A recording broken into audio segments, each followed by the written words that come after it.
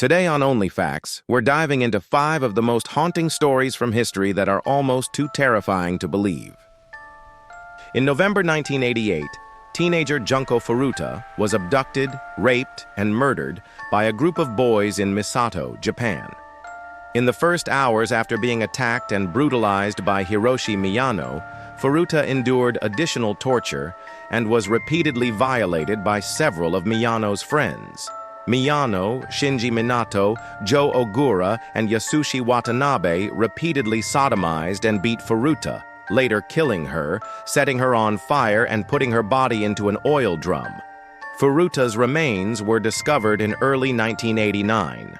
All 4 youths connected to the crimes against Furuta were teenagers themselves at the time, but were tried as adults in the aftermath of their arrest. Despite this, none of the offenders received more than 20 years in prison. Miyano, who received the longest sentence, was released from prison in 1999. Born in 1962, Adolfo de Jesus Constanzo went from Catholic altar boy to leader of a ritualistic cult by the mid-1980s. Based at a remote ranch in Mexico, Constanzo and his followers performed ritual sacrifices to bring good luck to associates like drug dealers and corrupt public officials. He and his minions also stole body parts for their ceremonial sacrifices, but soon escalated to killing humans instead. It's believed that between 20 and 100 men and women lost their lives before cult members abducted Mark Kilroy in Matamoros, Mexico, which borders the Rio Grande, in 1989. Kilroy was an American student whose disappearance and ultimate demise led to Constanzo's downfall. After authorities in the U.S. and Mexico tied Constanzo to the crime, they raided his ranch and discovered the remains of 15 mutilated bodies, one of whom was Kilroy.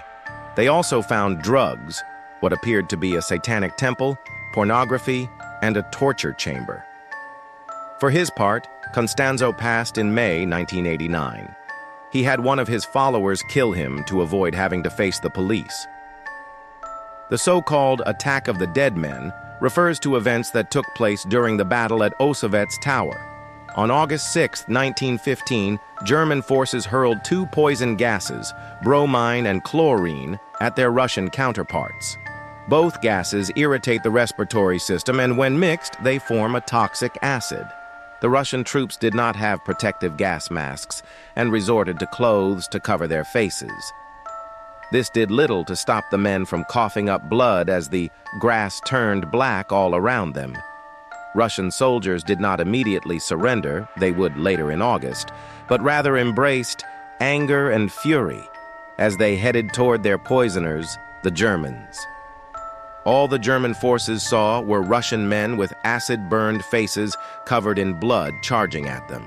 According to an eyewitness, the men advanced with the sole purpose of crushing the Germans in what has also been described as the Attack of the Corpses. Timothy Evans was hanged for killing his wife Beryl and daughter Geraldine in 1950. He was, however, innocent of those crimes, which wouldn't be proven for more than a decade. When Beryl and 14-month-old Geraldine were slain, police focused their entire investigation on Evans, who actually confessed to the crime. He was a nervous man who was known to drink, and the authorities posited he'd done away his pregnant wife and their child over money. The crime actually took place at the hands of John Christie, a WWI veteran who testified against Evans at his trial.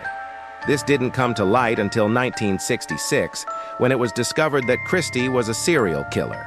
The Evans family lived in the same building as Christie, and in 1949, he may have been approached by Beryl for an abortion.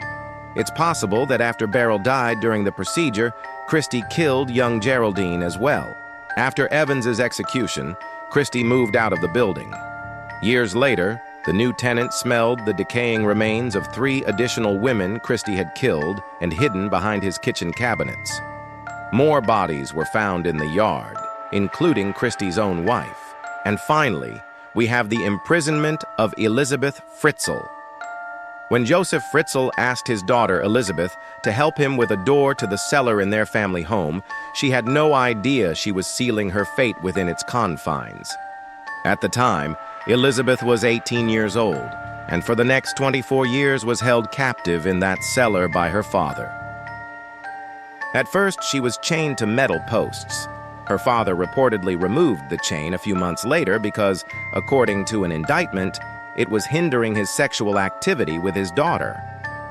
During her captivity, Elizabeth was left alone in total darkness for multiple days and threatened with electric shocks and poison if she tried to escape.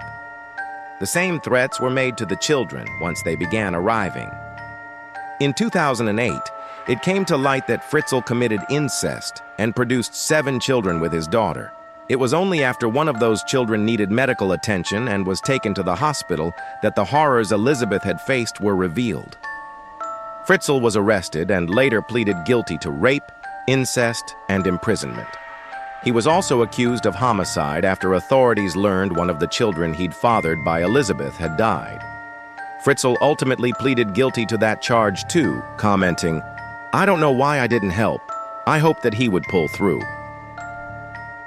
So there you have it. Do you have any stories to add? Leave it in the comments for the next video. Thanks for watching OnlyFacts, and don't forget to subscribe if you liked this content.